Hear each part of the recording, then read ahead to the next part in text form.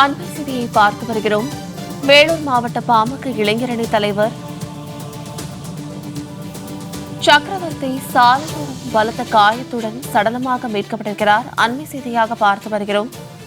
வேலூர் மாவட்ட பாமக இளைஞரணி தலைவர் சக்கரவர்த்தி சாலையோரம் படு மோசமான நிலைமையில் சடலமாக மீட்கப்பட்டிருக்கிறார். ராணிப்பேட்டை மாவட்டம் சோளிங்கர் அருகே சாலையோரம் அவர் சடலமாக மீட்கப்பட்டிருக்கிறார். இதனை நாம் அண்மை செய்தியாக பார்த்து வருகிறோம். வழக்கறிஞராகவும் உள்ள சக்கரவர்த்தி கொலை செய்யப்பட்டிருக்கலாம் என்று கோணத்தில் போலீசார் விசாரணை மேற்கொண்டு வருகிறார்கள். வழக்கறிஞராகவும் உள்ள சக்கரவர்த்தி கொலை செய்யப்பட்டிருக்கலாம் என்ற கோணத்தில் போலீசார் விசாரணை மேற்கொண்டு வருகிறார்கள். மேலும் இது குறித்தான கூடுதல் விவரங்களோடு இணைகிறார் எமது செய்தியாளர் சுமன். சுமன், வணக்கம். இது குறித்தான விரிவான விவரங்களை பதிவிடுங்க. வணக்கம். ராணிப்பேட்டை மாவட்டம் சோளிங்கர் பகுதியைச் சேர்ந்தவர் சக்கரவர்த்தி, வயது 48. இவர் வழக்கறிஞர் தொழிலையும் செய்து வந்தார்.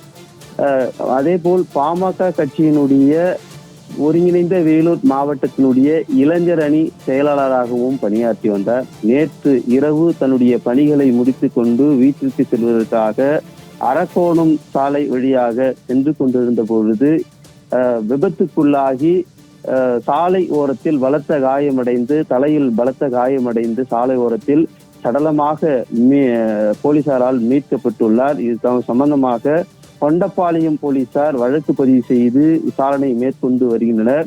அவர் சாலை விபத்தில் தான் இறந்தாரா அல்லது வேறேதும் காரணமா என்ற கோணத்தில், பல்வேறு கோணத்தில் போலீசார் தற்பொழுது விசாரணையை மேற்கொண்டு வருகின்றனர்.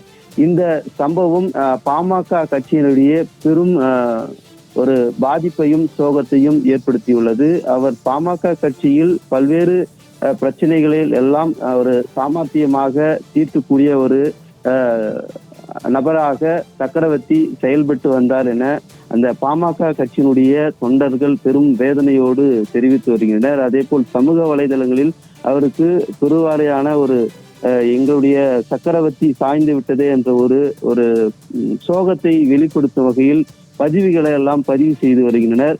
அவர் சாலை விபத்தில் தான் இறந்தாரா அல்லது வேறேனும் காரணமா கொலை செய்யப்பட்டு அவர் வீசப்பட்டாரா அல்லது வாகனத்தில் சென்று கொண்டிருந்த பொழுது வேறு வாகனம் வேண்டுமென்றே மோதப்பட்டதா என்ற பல்வேறு கோணங்களில் தற்பொழுது விசாரணையில் இறங்கியுள்ளது கொண்டப்பாளையம் போலீசார். விரிவான விவரங்களுக்கு நன்றி சுமன்.